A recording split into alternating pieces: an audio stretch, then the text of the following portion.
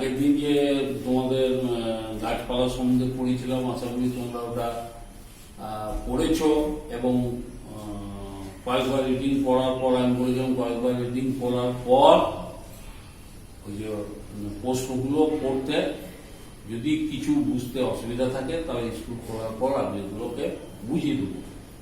এখন আমি একটা নতুন, তারপরে আমি আরম্ভ করছি। দেখো, প্রাণীদের জন্ম। এখন ব্যাপার হচ্ছে আমাদের পরিবেশের চারিদিকে আমরা নানা রকম প্রাণী দেখি, আবার মরে যেতেও দেখি, আবার জন্ম হতেও দেখি। তো এইটা হচ্ছে তোমার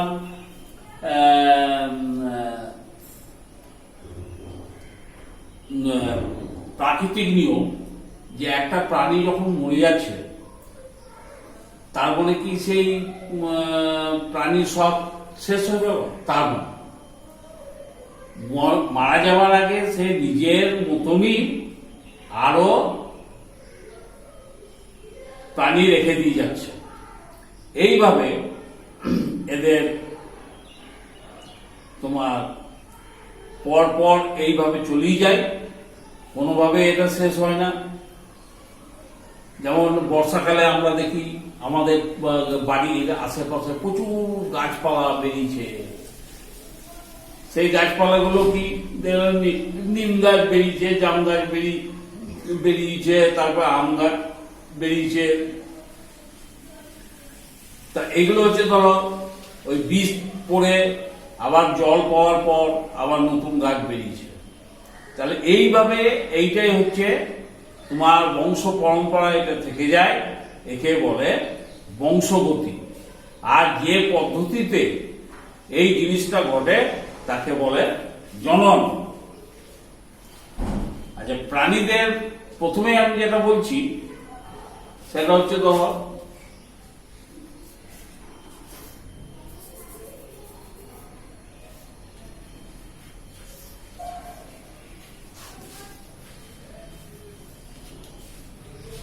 প্রাণীদের জনন। প্রাণীদের জনন হচ্ছে দু প্রকারের, একটা হচ্ছে বাচ্চা প্রসব করা আর একটা হচ্ছে ডিম পাড়া। তো সাধারণত যারা মেরুদণ্ডী স্তন্যপায়ী প্রাণী তারা বাচ্চা প্রসব করে এবং নতুন জীবের জন্ম দেয়। যেমন সিংহ, হাতি থেকে আরম্ভ করে বাঘ, ইঁদুর, কাঠবিড়ালি, গরু, এগুলো হচ্ছে সব স্তন্যপায়ী প্রাণী। এরা সরাসরি বাচ্চা প্রসব করে এবং নতুন প্রাণীর জন্ম দেয়।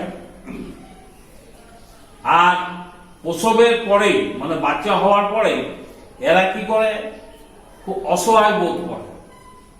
তখন এদের মা এদের যত্ন নেয়, এদের খাওয়ায়, এদের আস্তে আস্তে বড় করে তোলে। তারপরে এরা যখন স্বাবলম্বী হয়ে যায় তখন এরা এদিকে নিজের মতন করে ছেড়ে দেয়। তোমরা অনেকে দেখবে বিড়াল থাকে বাড়িতে, বিড়ালে বাচ্চা হলো, প্রথমে তুমি বা কুকুরে বাচ্চা হলো, এদিকে তুমি প্রথম অবস্থায় বাচ্চাগুলোকে ধরতে যাও তা কামড়ে দেবার চান্স থাকে, কিন্তু কয়েক মাস পরেই দেখবা বিড়ালের মায় আবার এদিকে খ্যাঁক খ্যাঁক করছে। তার মানে কি, এরা স্বাবলম্বী হয়ে গেছে, এদিকে বড় করে দিয়েছে মা, এদিকে তোমার কিভাবে শিকার করে এদিকে জীবন সংগ্রাম করে এদেরকে বেঁচে থাকতে হবে পৃথিবীতে, সেই সব এদের শিখিয়ে দিয়েছে। এবং যা করবো তুমি নিজে করো। এ হচ্ছে তোমার এদের হচ্ছে এটা জীবনচক্র। তারপর হচ্ছে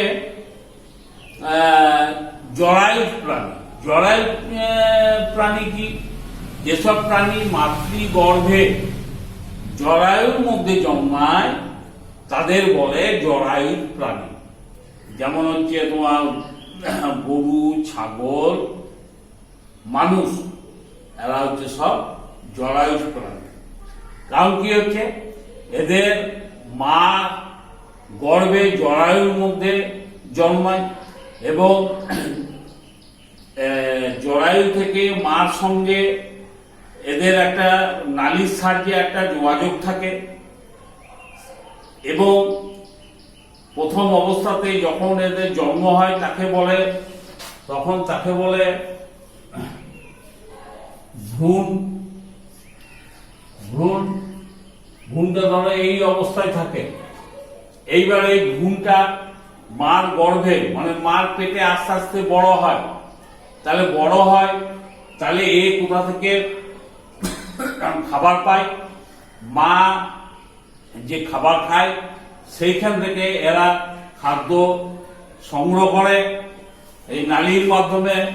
ধরো এইরকম জরায়ুর মধ্যে আছে, এই নালীর মধ্যে আছে, এরা এই নালীর মাধ্যমে এরা খাদ্য সংগ্রহ করে, অক্সিজেন সংগ্রহ করে এবং আস্তে আস্তে এরা বড় হয়। ভ্রূণ আস্তে আস্তে বড় হয়। একটা নির্দিষ্ট সময় আছে, সেই নির্দিষ্ট সময়ের পর এরা পৃথিবীতে ভূমিষ্ঠ হয়। বুঝতে পারলে তো? আর হচ্ছে কি এই হচ্ছে তোমার এরা যে ভ্রূণটা যে জন্মগ্রহণ করলো, ভ্রূণটা কিন্তু তোমার হাওয়া মানে অক্সিজেনও দরকার, খাবারও দরকার। এটা কোথা থেকে পায়? মার কাছ থেকেই পায়। মা যে খাদ্য খায় সেই জন্য বলে দেখবে, ধরো কোন একটা মেয়ের বাচ্চা হবে, তখন ডাক্তার কাছে গেলে ডাক্তার তাকে বলে ভালো মন্দ খাওয়ার জন্য এবং যাতে ঠান্ডা না লাগায় ইত্যাদি ইত্যাদি অনেক পরামর্শ ডাক্তারবাবু দেন। তার কারণ হচ্ছে মার যা হবে ওই বাচ্চার যেটা ভ্রূণ জন্মগ্রহণ করেছে তারও তাই হবে, বুঝলে তো? সেই জন্য মাকে খুব সাবধানে থাকতে হবে, বিশেষ করে মানুষকে।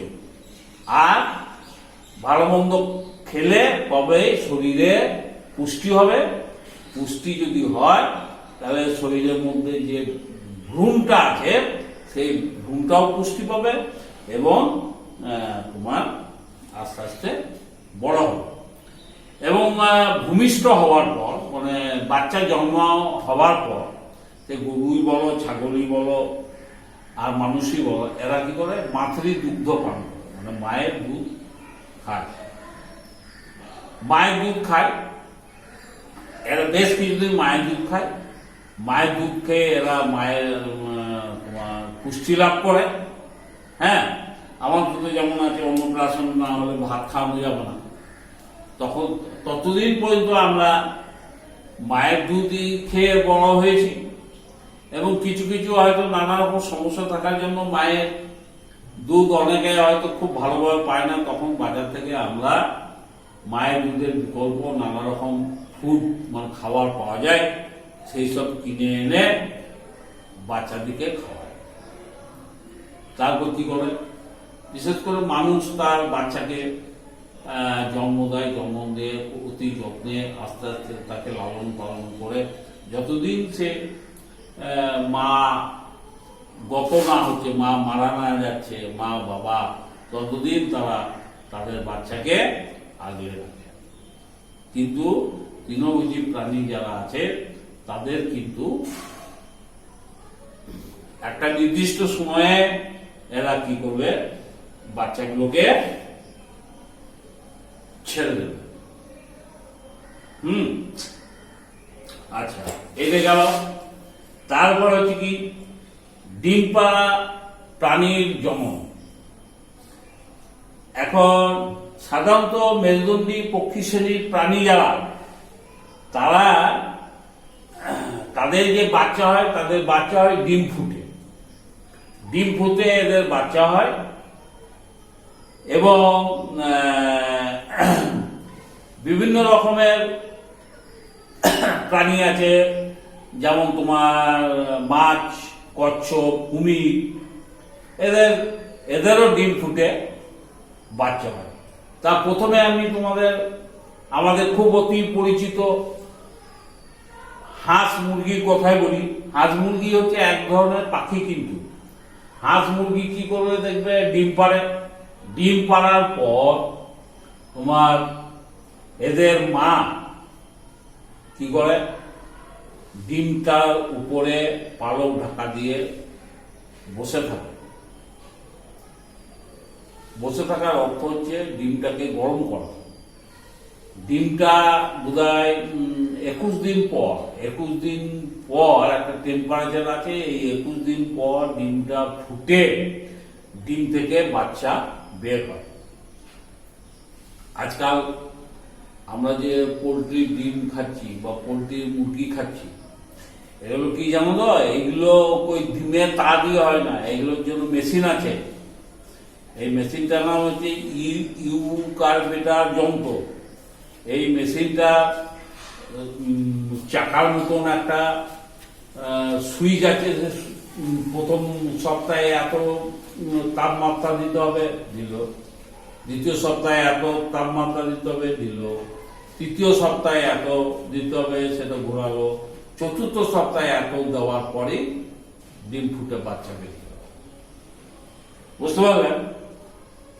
কিন্তু পাখি, বিভিন্ন পাখি, হাঁস, মুরগি, মানে যেগুলো আমরা গৃহপালিত, আমরা ঘরে পুষি, এগুলো ক্ষেত্রে কিন্তু তা নয়।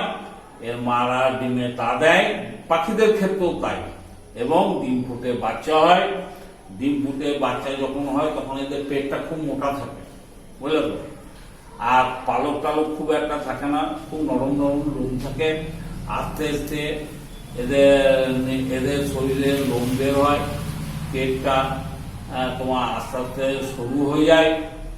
যতদিন এরা শিশু অবস্থায় থাকে ততদিন এদের মা বিভিন্ন জায়গা থেকে তোমার দানা শস্য কুড়িয়ে এনে এদের মুখে গুঁজে দেয়। এইভাবে এরা আস্তে আস্তে বড় হয়ে এখন তোমার ক্ষুদ্র প্রাণীতে, পাখিতে এরা রূপ নেয়। আর এদের একটা, যেমন হাঁস মুরগি, এদের কিন্তু কোনো ঋতু নাই, কোন ঋতুতে ডিম দেবে ইত্যাদি তা নাই। কিন্তু পাখি যারা আছে, পাখিদের কিন্তু তা আছে। এদের একটা নির্দিষ্ট ঋতুতে এদের তোমার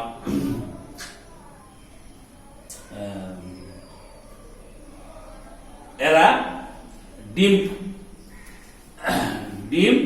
এদের ফোটে। হ্যাঁ,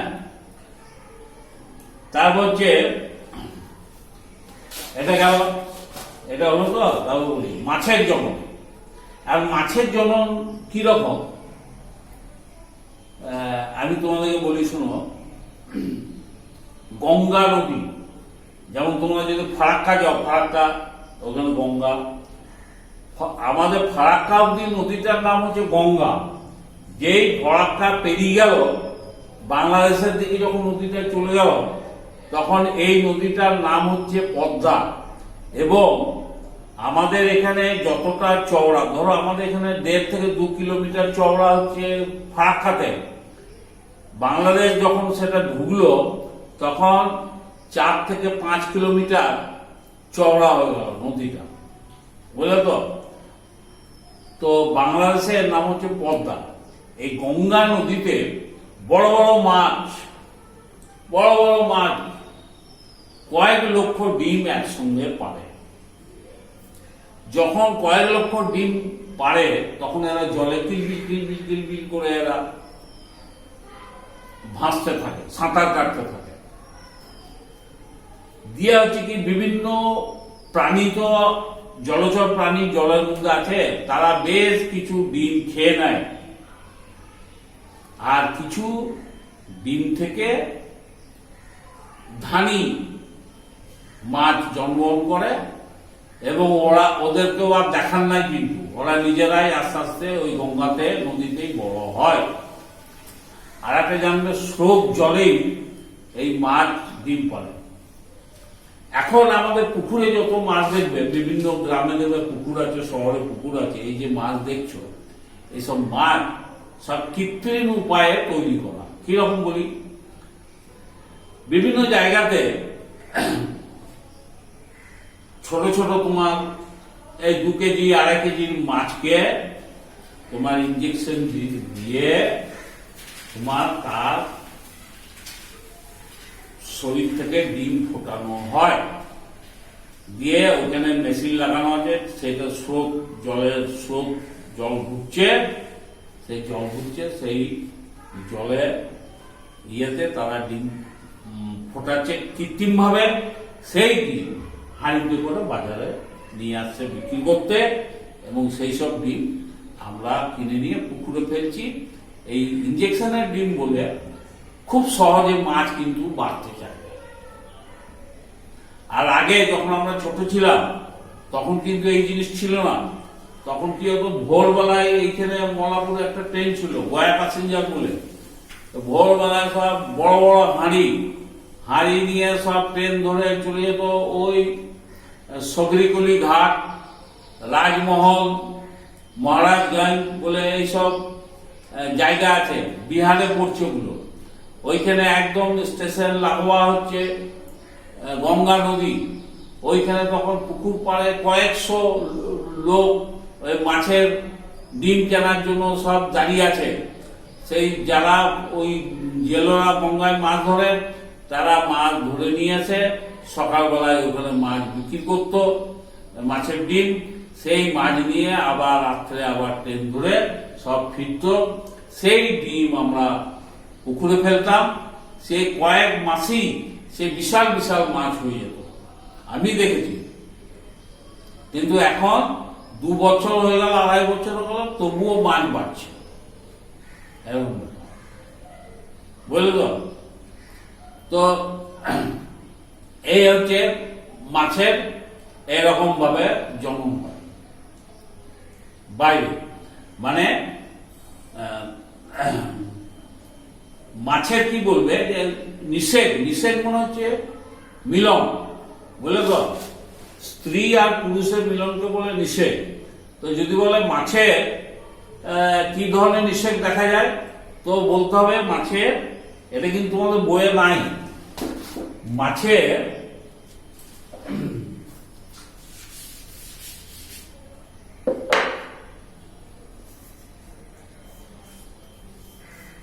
বহির্নিষেধ।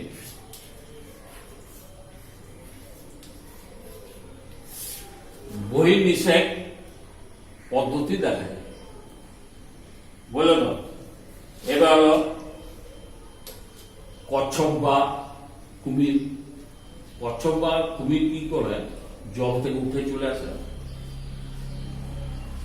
হ্যাঁ, হয়তো সমুদ্র থাকে, সমুদ্রতে বা নদীতে, যদি বড় নদীতে আসে, ধরো উঠে চলে আসে, দিয়ে পাড়ে বেশ কিছুটা গিয়ে তোমার গর্ত করবে, দিয়ে ওখানে ডিম পাড়বে, ডিম করে ঢাকা দিবে। কচ্ছপ তো আপনার চলে গেল। আর কুমির কিন্তু দূর থেকে ওই ডিমকে পাকাবে। এর ফাঁকে আবার অনেক তোমার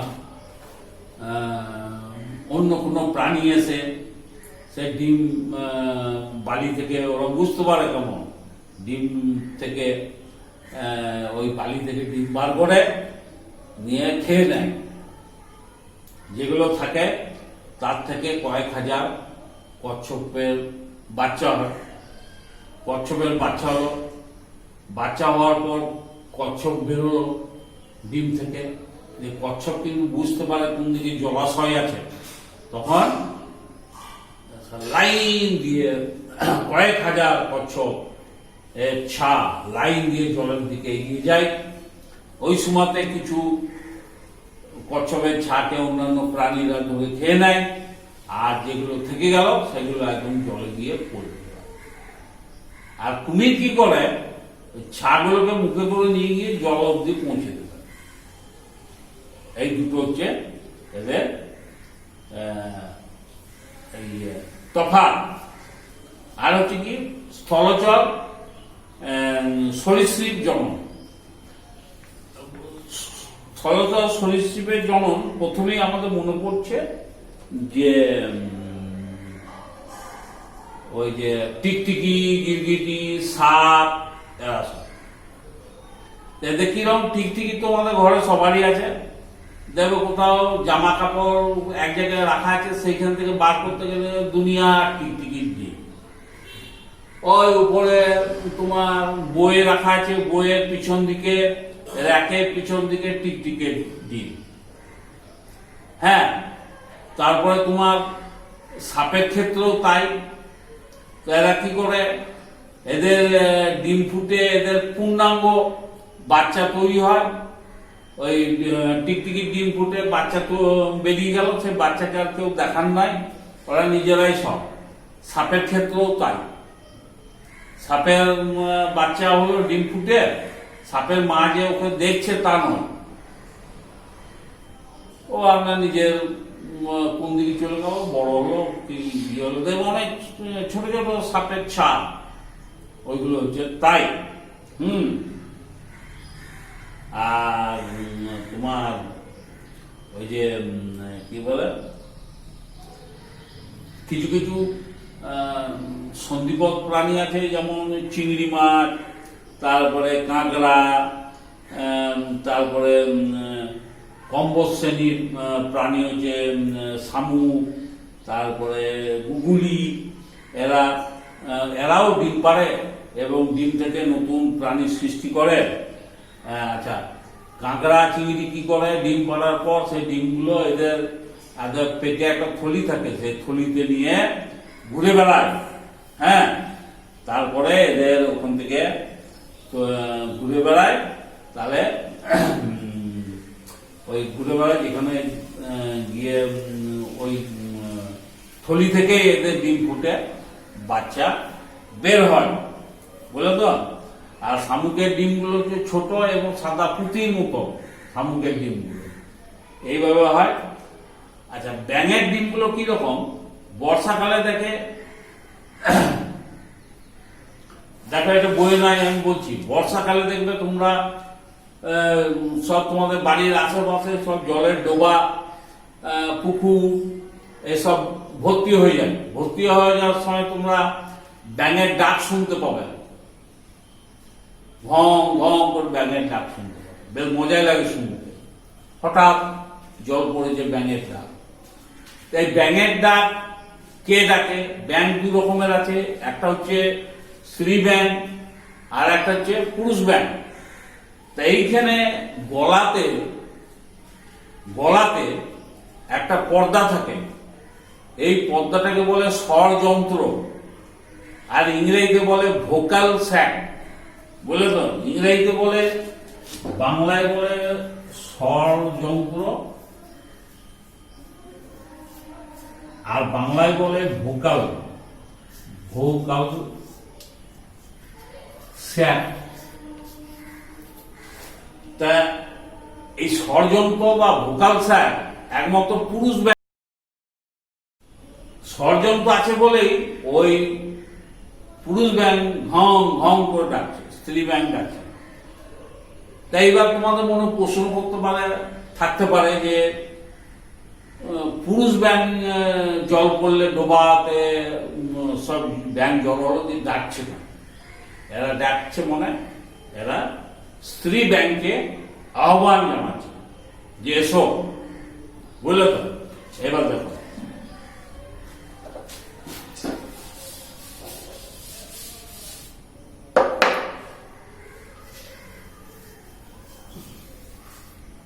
এইটা একটা পুকুর, এটা একটা পুকুর।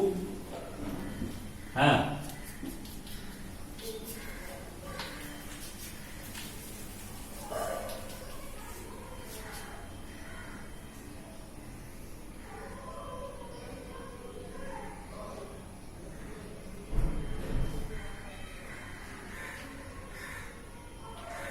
এই ব্যাঙ, হ্যাঁ এটা ধরো পুরুষ ব্যাঙ, আর ধরো এটা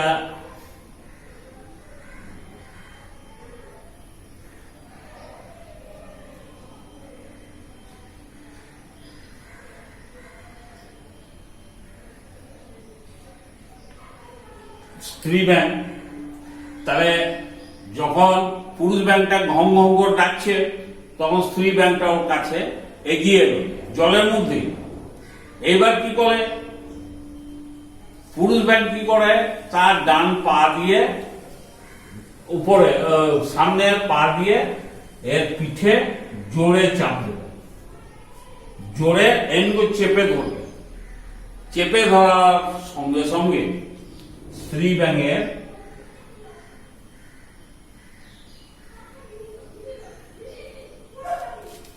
শরীর থেকে এরকম ডিম বেরিয়ে যাবে, বুঝলে তো? এইবার তোমার ব্যাঙ দু রকম আছে, তোমরা জানো। একটা হচ্ছে কুনো ব্যাঙ, আর একটা হচ্ছে এইটা হচ্ছে কুনো ব্যাঙ, আর একটা হচ্ছে সোনা ব্যাঙ।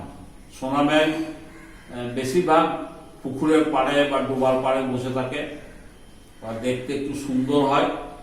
ওদের যে ডিম, ওদের ডিমটা কিরকম, জলের মধ্যে এরকম জেলির মতন ভাসতে থাকবে, চাটনির মতন, চাটনির মতন ভাত থাকবে। এখানে এমনি করে এর উপর ডিমগুলো থাকবে, বুঝলা? এটা হচ্ছে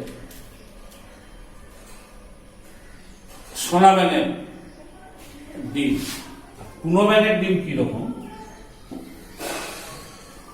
এরকম একটা সেই মেয়েদের চুল বাঁধার ফিতে আছে, সেরকম ফিতার মতন একটা জিনিস থাকবে, হ্যাঁ, তার উপরে এমনি করে ডিমগুলো থাকবে,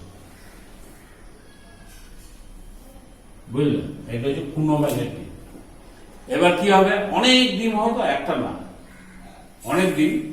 তাহলে এই একটা ডিম্বাণু কে ঘিরে, একটা ডিম্বাণু ঘিরে অনেকগুলো শুক্রাণুর সমাবেশ ঘটে। এটা ডিম্বাণু,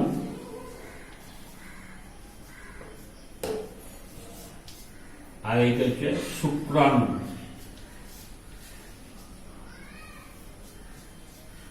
বুঝলেন? একটা ডিম্বাণুকে ঘিরে 5-6টা শুক্রাণু গুড়গুড় গুড়গুড় গুড়গুড় করবে। কোনো এক সময় একটা শুক্রাণু এই ডিম্বাণুর মধ্যে ঢুকে যাবে। যখনই ঢুকে গেল, তখনই কি হলো, নিষেক হলো। নিষেক হওয়ার পরই বাচ্চা হলো। এইভাবে এদের তোমার